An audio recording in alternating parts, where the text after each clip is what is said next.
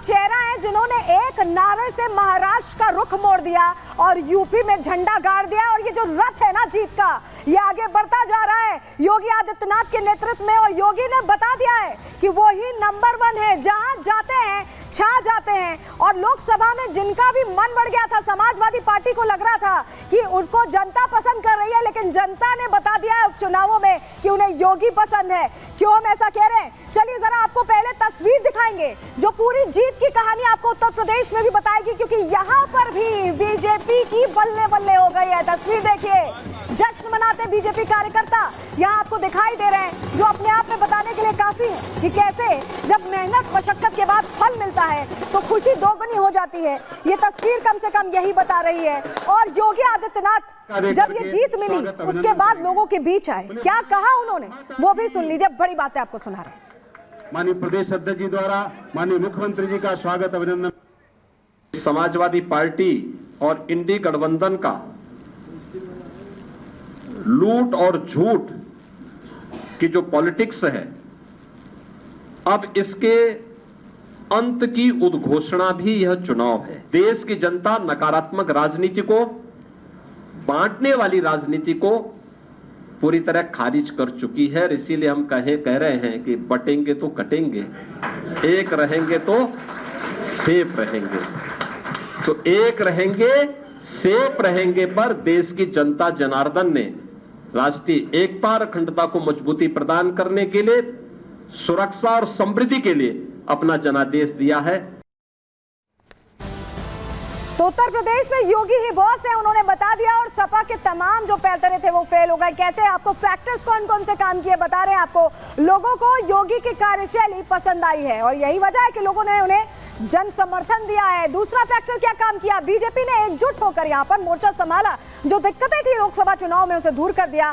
तीसरा factor, BJP को OBC first का जो फॉर्मूला है वो जनता के बीच प्रभावी दिखाई दिया। चौथा फैक्टर, ओबीसी प्रत्याशियों पर जो ज्यादा डाउन चला गया उससे भी सीधा फायदा मिलता दिखाई दिया है। वहीं पांचवा फैक्टर ये है कि आखिरी हफ्ते में योगी ने 5 दिन के अंदर, सुनिएगा, 5 दिन के अंदर रिकॉर्ड 15 रैलियां की। और इस बार योगी ने कमान खुद संभाली हुई थी, जनता के बीच खुद जा रहे थे और खुद 9 सीटों पर प्रत्याशी उन्होंने तय किए थे। छठा फैक्टर, 30 मंत्रियों की उन्होंने जो टीम थी उसे मैदान में उतार दिया, जनता के बीच उतार दिया। जनता के बीच नेता खुद पहुंचे, खुद उनसे संवाद किया, उसका भी फायदा मिलता दिखाई दिया। सातवां फैक्टर जो काम किया, बटेंगे तो कटेंगे नारे ने माहौल उत्तर प्रदेश में बदला, महाराष्ट्र में बदला, हरियाणा में कुछ दिन पहले बदला था और असर उत्तर प्रदेश में भी खूब दिखाई दिया इसका। आठवां फैक्टर, कानून व्यवस्था और बेरोजगारी पर जो फोकस रहा है। कानून व्यवस्था, आप जानते हैं कि उत्तर प्रदेश में फिलहाल जिस तरह से कार्रवाइयां होती हैं, जीरो टॉलरेंस की नीति है माफियाओं के खिलाफ, गुंडों के खिलाफ, जनता को यह खूब पसंद आ रहा है। और बेरोजगारी के खिलाफ जिस तरह से उन्होंने एक्शन लिया, जिस तरह से रणनीतियां निकाली है सरकार ने, वो भी जनता को भा रही है।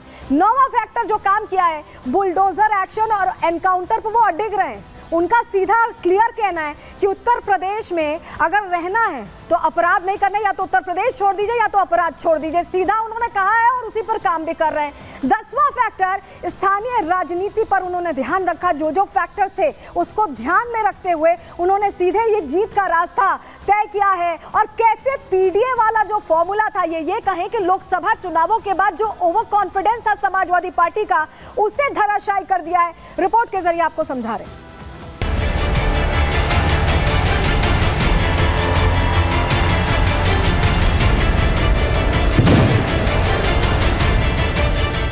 उत्तर प्रदेश में सीएम योगी आदित्यनाथ ही बॉस है, ये एक बार फिर उन्होंने साबित करके दिखा दिया। उत्तर प्रदेश की 9 विधानसभा सीट पर हुए उपचुनाव में बीजेपी 7 सीटों पर जीत की दहलीज पर खड़ी है। तो वहीं अखिलेश यादव के फॉर्मूले की हवा निकल गई और ये सब हो सका सीएम योगी के कुशल नेतृत्व और काम करने की स्टाइल की वजह से। दरअसल उत्तर प्रदेश की 80 सीटों पर हुए लोकसभा चुनावों में बीजेपी का प्रदर्शन काफी खराब रहा था, जबकि जीत के बाद विपक्ष, खासकर समाजवादी पार्टी, अति आत्मविश्वास में थी। इतना ही नहीं, विपक्ष के सर पर जीत ऐसी चढ़ी कि योगी आदित्यनाथ के नेतृत्व पर सवाल खड़े करने लगे। लेकिन अब योगी ने बता दिया है कि किसमें कितना दम है।